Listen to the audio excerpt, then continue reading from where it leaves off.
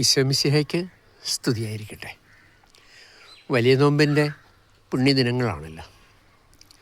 കുരിശിൻ്റെ വഴി പ്രാർത്ഥനയുടെ നാളുകളാണ്.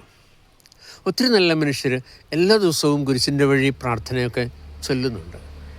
ഒത്തിരി അനുഗ്രഹങ്ങൾ കിട്ടുന്ന, ബന്ധനങ്ങൾ അഴിയുന്ന പ്രാർത്ഥനയാണ് കുരിശിൻ്റെ വഴി.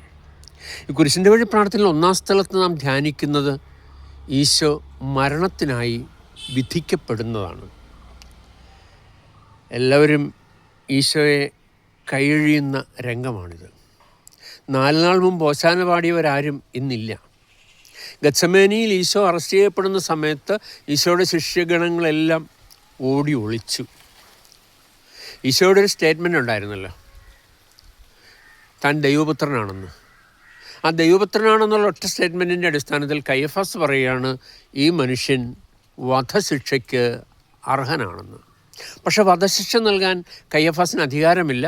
അതുകൊണ്ട് വധശിക്ഷ നൽകാൻ അധികാരമുള്ള പീലാത്തോസിൻ്റെ അടുത്തേക്ക് ഈശോയെ അയക്കുകയാണ്. പീലാത്തോസിൻ്റെ മുന്നിൽ ഒരു കുറ്റവാളിയെപ്പോലെ ഈശോ നിൽക്കുകയാണ്. പീലാത്തോസിനറിയാം തൻ്റെ മുന്നിൽ നിൽക്കുന്ന ഈ മനുഷ്യൻ യഥാർത്ഥത്തിൽ നീതിമാനാണെന്ന്. പീലാത്തോസിൻ്റെ ഭാര്യയ്ക്കാണെങ്കിൽ ചില ദൈവ ദർശനങ്ങളൊക്കെ സ്വപ്നത്തിൽ ലഭിച്ചു. അതെല്ലാം ഒരു തുണ്ട് കടലാസിൽ കുറിച്ച് പീലാത്തോസിന് കൊടുത്തു. പീലാത്തോസ് അതുമൊക്കെ വായിച്ച് നോക്കി. പക്ഷെ പീലാത്തോസിന് ജനത്തെ തൃപ്തിപ്പെടുത്താൻ എന്തെങ്കിലും ചെയ്യാതിരിക്കാൻ പറ്റില്ല. കാരണം ജനം ഒന്നാകെ വിളിച്ചു പറയുകയാണ്, ഇവനെ കൊല്ലണം, ഇവനെ കുരിശിലേറ്റി കൊല്ലണം എന്ന് വിളിച്ചു പറയുകയാണ്. അത് നീതിയല്ല, അത് തെറ്റാണ്, സാക്ഷിമൊഴികളൊക്കെ വിരുദ്ധമാണ് എന്നൊക്കെ പീലാത്തോസ് പറഞ്ഞാൽ പീലാത്തോസിൻ്റെ അധികാര കസേര നഷ്ടമാകും. അധികാര കസേര എന്ത് വില കൊടുത്തും എത്ര വില കെട്ടും നിലനിർത്തണമെന്നുള്ള ഒരൊറ്റ ആഗ്രഹം കൊണ്ട് പീലാത്തോസ് ഈശോയെ മരണത്തിനായി വിധിക്കുകയാണ്. ഈശോ മൗനം അവലംബിച്ചു. ആ മൗനം വാചാലമായിരുന്നു. നമുക്കൊരു ആത്മശോധനയ്ക്കുള്ള അവസരമാണിത് കേട്ടോ. നാം ആരെയൊക്കെയോ വിധിക്കുന്നില്ലേ? നാം ആരെയൊക്കെയോ കൊല്ലുന്നില്ലേ?